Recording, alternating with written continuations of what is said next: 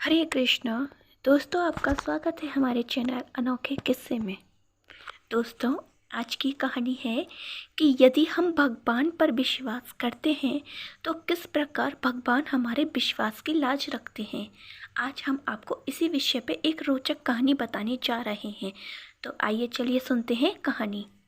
दोस्तों, एक बहुत ही अमीर सेठ जी होते हैं जो भगवान पर दृढ़ विश्वास करते हैं, और एक होता है बहुत ही गरीब व्यक्ति जिसका भी भगवान पर दृढ़ विश्वास होता है। तो एक बार सेठ जी के घर के सदस्य किसी परिवारजन के मांगलिक कार्यक्रम पर गए हुए थे, किंतु सेठ जी अपने व्यापार की व्यस्तता के कारण उस मांगलिक कार्य में नहीं जा पाए थे। इस कारण वह घर पर अकेले ही थे। पत्नी, बच्चे, कोई भी घर पर नहीं था। इस वजह से सेठ जी का मन घर पर नहीं लग रहा था। वह चाहकर भी चैन से नहीं रह पा रहे थे।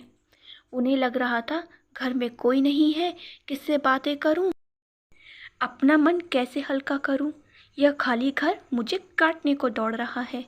वह यही बार बार सोचे जा रहे थे। फिर उन्होंने फैसला किया कि अकेले में तो मुझे नींद भी नहीं आएगी, क्यों ना इससे अच्छा है कि पास वाले मंदिर के भगवान के दर्शन ही कराता हूँ। हो सकता है भगवान के दर्शन करने के बाद मेरा मन हल्का हो जाए। ऐसा विचार कर कर सेठ जी पास वाले मंदिर के भगवान के दर्शन करने के लिए चल देते हैं कि तभी जैसे ही सेठ जी भगवान के मंदिर पर पहुंचते हैं कि एक गरीब व्यक्ति ठाकुर जी के श्री विग्रह के आगे बैठकर रो रहा होता है। सेठ जी उस व्यक्ति को देखकर बड़े ही द्रवित हो जाते हैं, किंतु वह पीछे से ही उस व्यक्ति को देखते रहते हैं कि तभी वह व्यक्ति रोते रोते भगवान से प्रार्थना करता है कि हे भगवान, मेरी पत्नी की तबीयत बहुत खराब है और डॉक्टर ने कहा है कि यदि तुम्हारे पास पैसे नहीं होंगे तो इलाज नहीं हो पाएगा।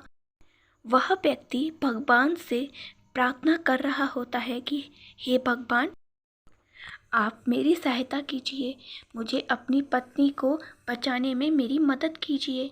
कि तभी वह सेठ जी जो उस व्यक्ति के पीछे खड़े हुए होते हैं, उस व्यक्ति को रोता हुआ देखकर बहुत ही उनका हृदय दुख से भर जाता है और वह व्यक्ति की परेशानी दूर करने के विषय में सोचते हैं। तो वह अपनी जेब में हाथ डालकर देखते हैं कि उनके पास पैसे हैं या नहीं।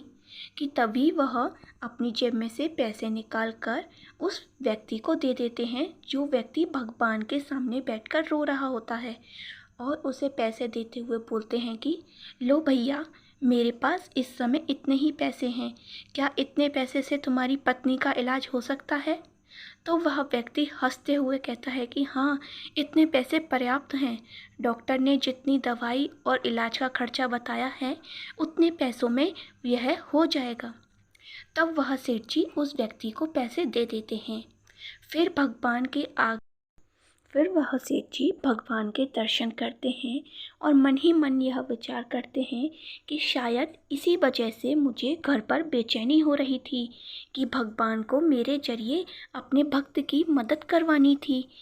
क्योंकि जिस प्रकार वह व्यक्ति रो रहा था, उससे तो यही मालूम पड़ता है कि उसे भगवान के अलावा दूसरा किसी का सहारा ही नहीं था। इसलिए भगवान को अपने ऊपर विश्वास करने वाले की लाज तो रखनी ही होती है। इस वजह से शायद भगवान को मुझे यहाँ तक बुलाना था। इतना सोचकर सेठ जी अपने आप को बहुत भाग्यशाली मानते हैं कि भगवान ने उन्हें चुना किसी की मदद करने के लिए। इतना सोचकर सेठ जी बहुत ही हल्का अनुभव करते हैं और अपने घर पर जाकर चैन भरी नींद में सो जाते हैं।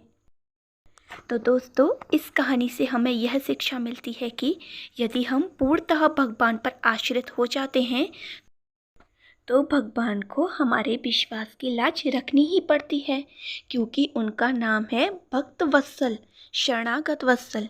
इसलिए हमें भगवान पर पूर्णतः आश्रित रहना ही चाहिए, किंतु भगवान पर आश्रित रहकर अपना पुरुषार्थ भी करते रहना चाहिए।